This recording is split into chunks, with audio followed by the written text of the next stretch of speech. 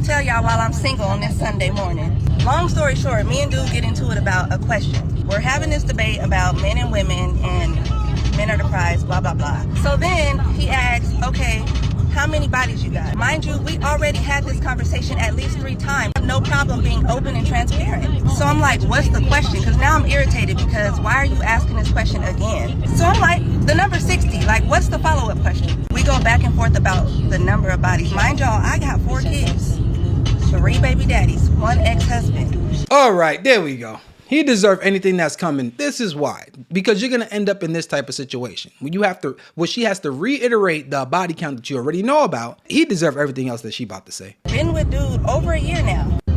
You knew this when you got with me, bro. So you at least know I got 3 confirmed bodies. Yeah, but you ain't got to time it by 20, though.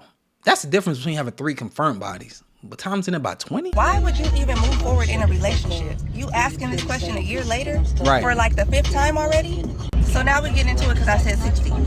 I'm like, okay, but what's the follow-up question? Does the number really affect the question that you're going to ask? What's the question? Now there's no question and we're arguing about bodies. Mind you, I'm 35 years old. He's 4 years older than me. 35 years old. If you've been doing that for 15 years, and let's just say you started around 20, that would average out to about 4 bodies a year. That's a body every 3 months. A new one every 3 months on average. And that's if you started at 20.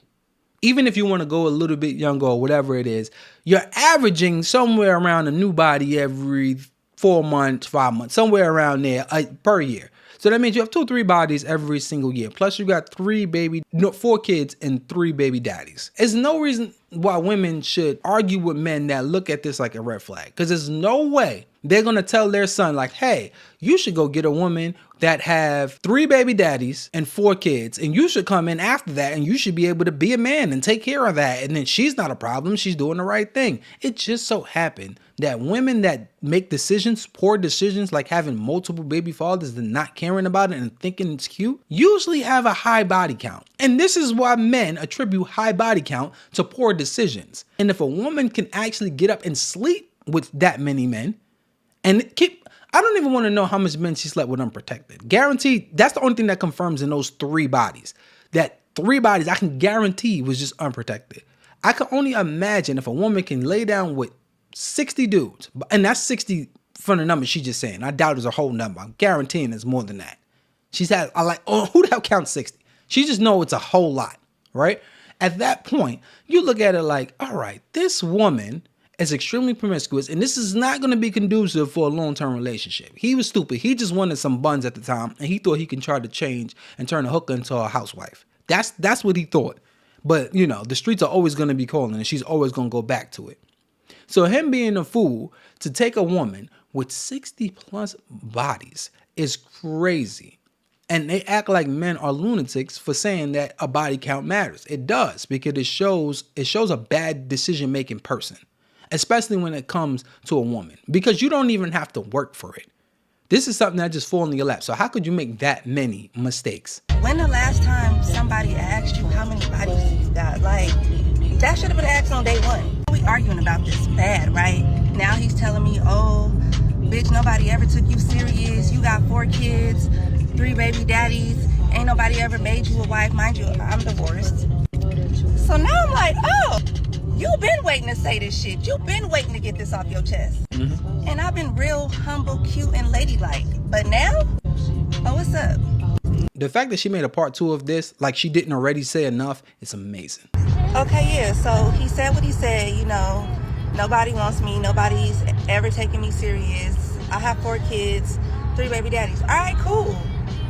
But you knew this from jump. So now that you actually saying it and the way you saying it, like with your whole chest, oh, you been waiting to get this shit off your chest, nigga. You been feeling some type of way. But at the end of the day, it's like, you chose me. You didn't have to come over here. Yes, I have 4 kids, but never one time have I ever told you that there's something that I cannot provide for my kids that you had to do that you wasn't necessarily trying to do. They always say that. They always go back to, I can do for my kids, I don't need you to do for my kids. But then how many men that are with single mothers that have children that do absolutely nothing for the children? This is how somebody can gaslight you into doing certain things. Because in the beginning, they'll say, like, this is all good. You ain't got to worry about it. But then somewhere down the line, demonize you for not worrying about it, for not doing the thing. Granted, she's right. He's an idiot for even talking to her. He's supposed to just let that go. Or you just hit it and quit it. To have it for a year, or unless he was already doing that. But he couldn't have been, right? Because he was mad that she said the body count, and then you want to yell at her and tell her that nobody don't want her. You was hurt. You was butthurt at that moment, right? So he had to been liking her or something of that nature. But the woman that has these mistakes, you don't want to just play funsies with. You wanted to finesse her and make it seem like you like her so you can basically white knight your way in there for some box.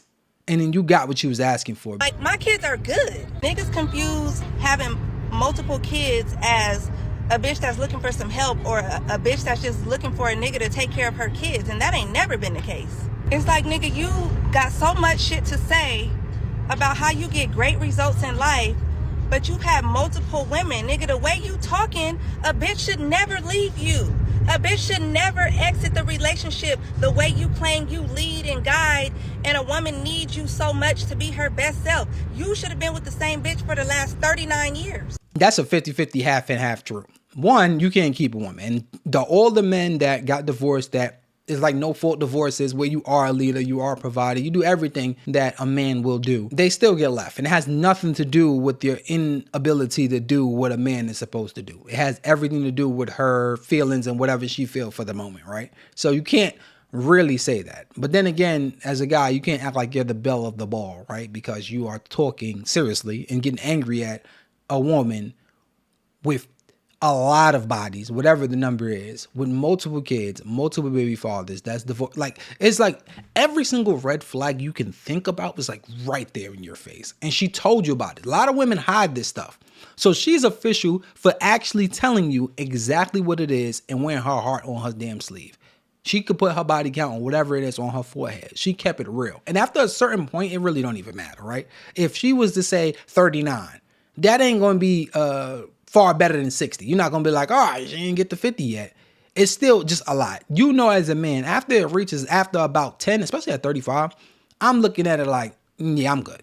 Like, this is whatever it is. It could be 28. It can be 48, whatever. It's still a lot. It's just no good because it doesn't even make sense to ask. But it is false that it doesn't matter how great the man is. Women will still leave you or, you know, go somewhere else. And just because a woman goes somewhere else, it doesn't mean that she's going somewhere else better. It just means that she just went somewhere else because it's whatever feeling she's feeling at the moment.